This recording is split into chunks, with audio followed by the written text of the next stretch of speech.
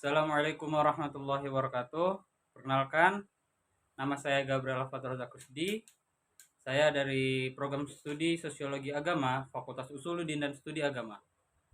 Baik, saya di sini akan mewawancarai salah satu kawan saya.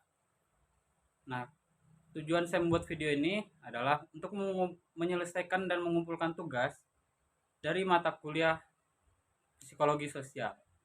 Baik, saya sudah bersama narasumber saya. Mohon maaf sebelumnya, narasumber saya tidak ingin diberitahukan nama dan atau identitasnya. Baik, pada kawan saya dipersilakan. Baik, saya sudah bersama salah satu kawan saya dia akan sebagai narasumber di sini. Baik, tema kami akan bahas kali ini, saya akan menanyakan nih pada narasumber. Sebelumnya, gimana kabar? Alhamdulillah sehat. Alhamdulillah sehat ya. Gimana hari-hari sebelum-sebelumnya? Keadaan hari ini senang atau bagaimana? Keadaan hari ini bisa dibilang senang dan alhamdulillah dari kemarin gue senang. Alhamdulillah ya rabbil alamin ya Allah. Syukur pada Allah kita ya. Baik. Kita di sini akan membahas tentang, saya akan menanyakan pada Anda nih. Kita nih sebagai remaja di era sekarang, era modernisasi, era westernisasi, era yang mengikuti ke barat-baratan lah sekarang ini. Ya, betul. Nah, sebelumnya kakaknya kelahiran 2000 berapa? Kelahiran tahun 2002. 2002 berarti masih termasuk Gen Z dong? Iya, masih termasuk Gen Z. Masih muda, masih bro, kita biar bro, masih sangat muda. Masih sangat muda lah ya. Nah, jadi Gen Z ini kan terkenal di era sekarang dengan namanya pergaulan bebas. Ya, betul sekali. Itu kan bisa nggak perlu jauh-jauh lah, bisa kita lihat di sekitar kita, bisa di daerah Tanjung Karang kan, bisa sangat-sangat bebas banget pergaulan saat ini. Nah, saya ingin nanya ini. Nah, menurut Anda, apa yang dimaksud dengan pergaulan bebas di kalangan remaja saat ini?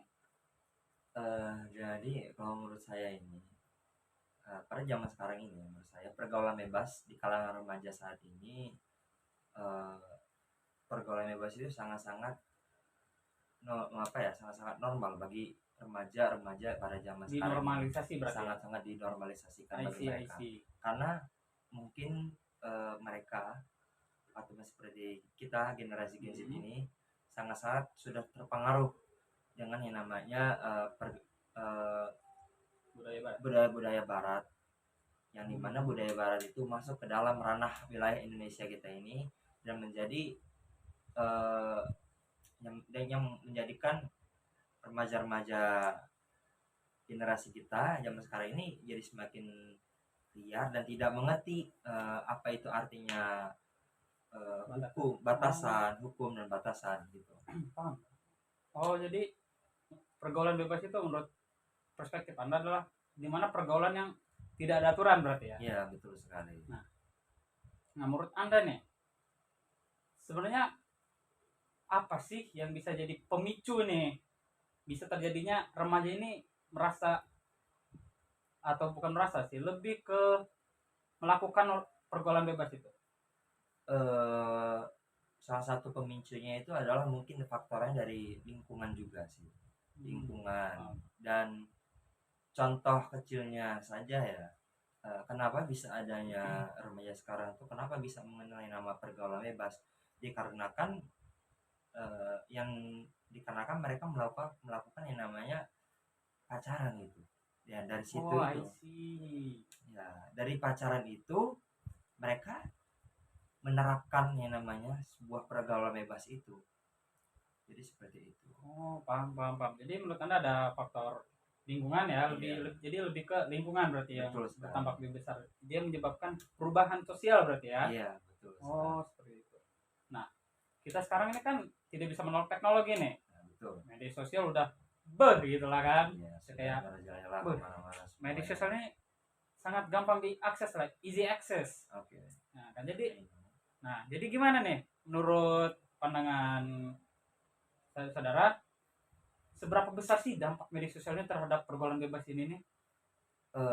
Kalau bagi saya dampak sosial ini sangat-sangat besar gitu. Dampak negatifnya sangat besar, sangat banyak sekali. Karena dampak dari media ini juga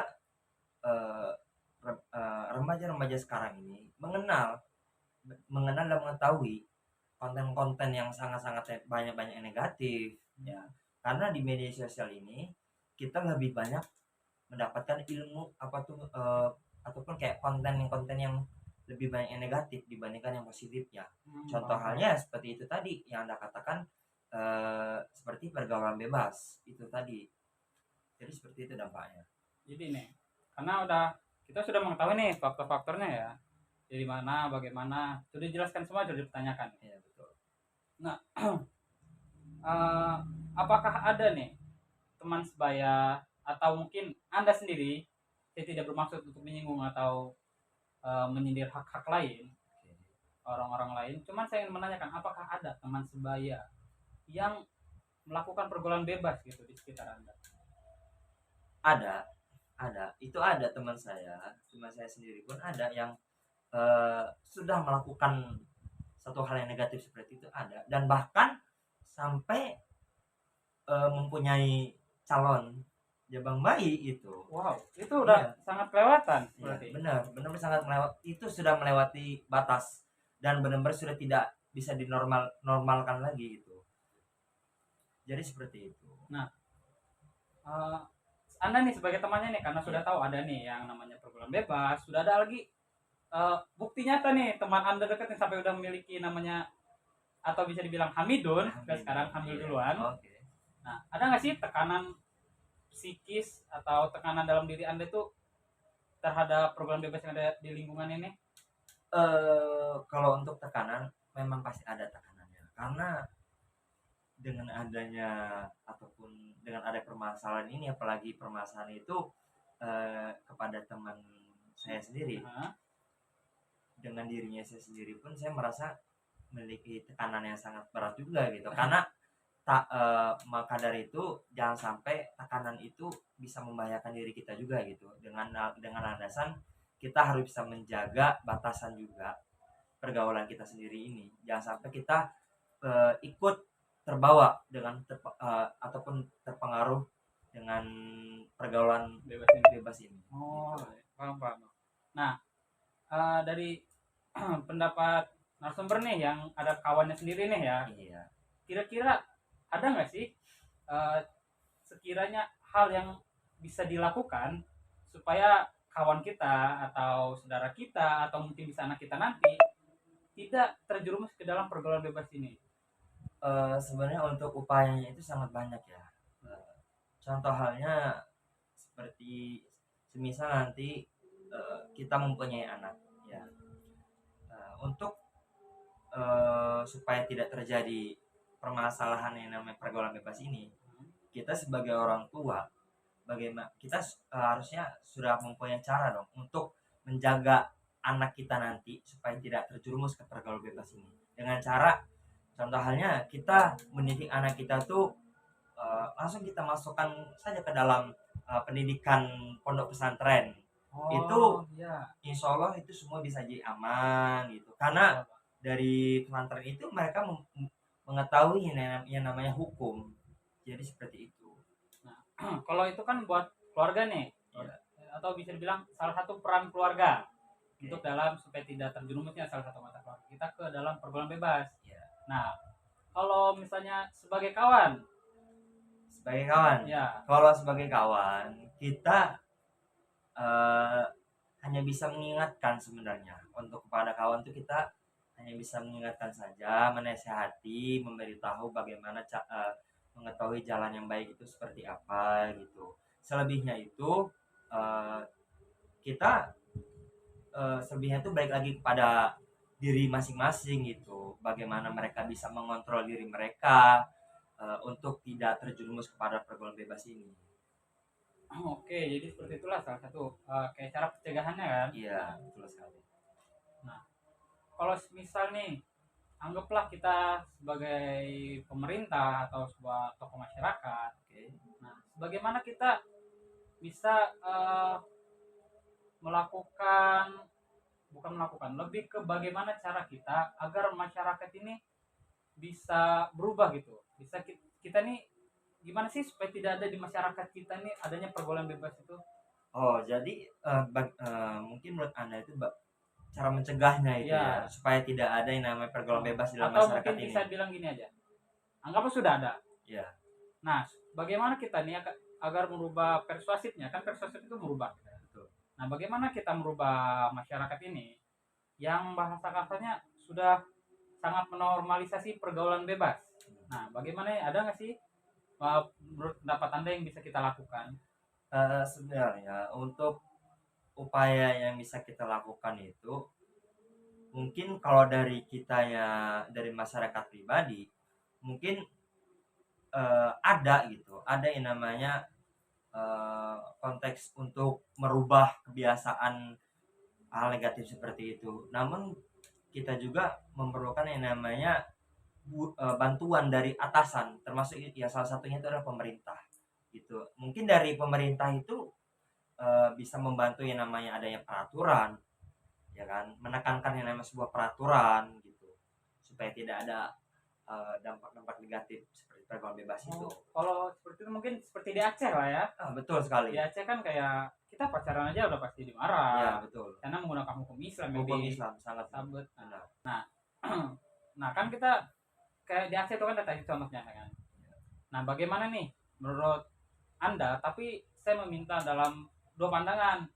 Bagaimana jika misalnya Anda sebagai pemerintah, dan bagaimana juga jika Anda sebagai masyarakat nih, seperti masyarakat biasa, jika peraturan yang ada di Aceh kita terapkan di Sukarame ini aja lah.